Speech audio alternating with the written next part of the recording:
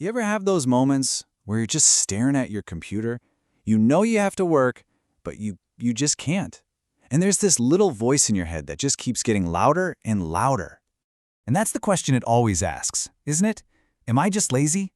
It's the one that just loops in your brain when you call in sick because you can't face the office, or when the thought of your to-do list literally makes you want to crawl back under the covers. It's such a frustrating and, honestly, a really isolating feeling. But what if I told you that feeling? What if it's not a character flaw? What if the science, the actual clinical research, says it has nothing to do with willpower? That it's something way more specific happening in your brain and in your body? Well, today, we are going to bust that myth of laziness wide open. First things first, let's actually give this struggle a proper name. Because according to the science, that intense dread you might feel, it isn't just not wanting to work. For some people, it's an actual diagnosable phobia. This is the clinical definition, right from a major study out of Germany. They call it workplace phobia. And look, this isn't about just disliking your job. This is a condition where the very idea of the workplace, just thinking about it, triggers a genuine physical panic response. And that, of course, leads to avoidance. You call in sick. You find reasons not to go. Not because you're lazy, but because your brain is desperately trying to escape something it perceives as a threat. And we're not just talking about feelings here. These are measurable physical symptoms of panic. Your heart starts racing, you get short of breath, maybe you even start trembling. That's your body's fight or flight system kicking into high gear. It's a physiological response that's every bit as real as, say, an allergic reaction. And here is the really cruel part, the trap. When you avoid work, you feel better, right? You get this immediate sense of relief. The panic goes down, your heart rate slows. So your brain learns a very simple lesson. Hey, avoiding work makes the bad feelings stop. But long term, that little bit of relief actually makes the phobia stronger. It reinforces it. So the next time you have to think about work, the anxiety is even worse. So this brings up a huge question. If the workplace itself is the trigger for this phobia, then what is it about that environment that can cause such an intense reaction? Is it you or is it the office? Well, researchers have pinpointed some key stressors. And what's fascinating is how they reveal this deep mismatch between our modern offices and, well, our ancient brains. Take scope of action. That's just a fancy way of saying autonomy, how much control you have. See, we are wired to be self-directed. When a manager micromanages everything, it feels like a threat. Same thing with social support.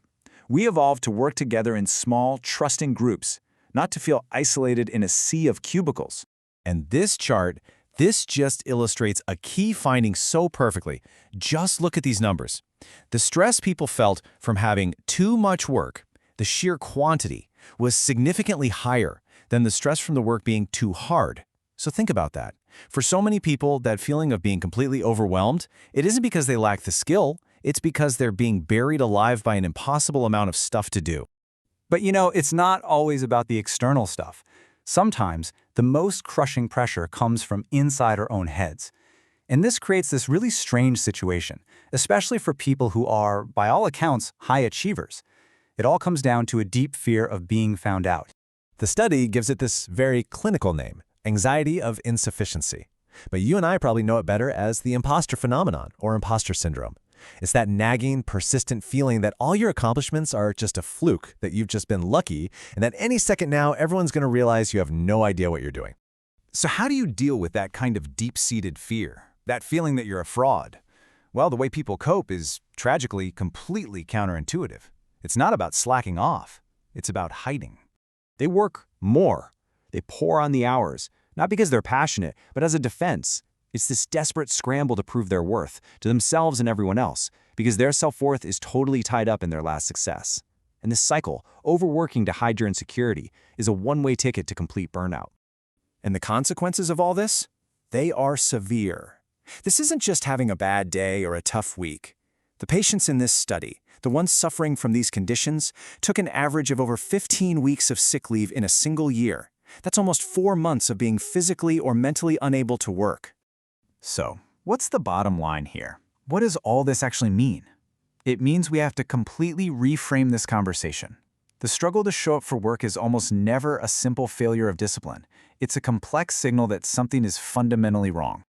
So, the next time you feel that resistance, that inability to just do the work, instead of asking, "Am I lazy?" Ask some different questions. Ask, is my body having a panic response right now? Is this work environment toxic for me?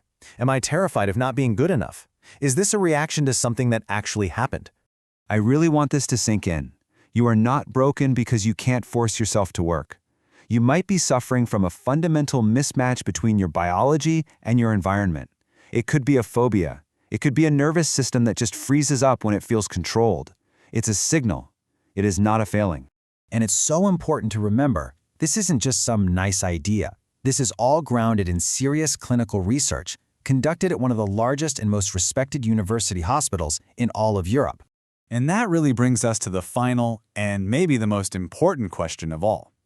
If just trying harder, if more willpower isn't the solution, then what is? Maybe the answer isn't in forcing yourself to do something. Maybe it's in finally listening to what that resistance is trying to tell you.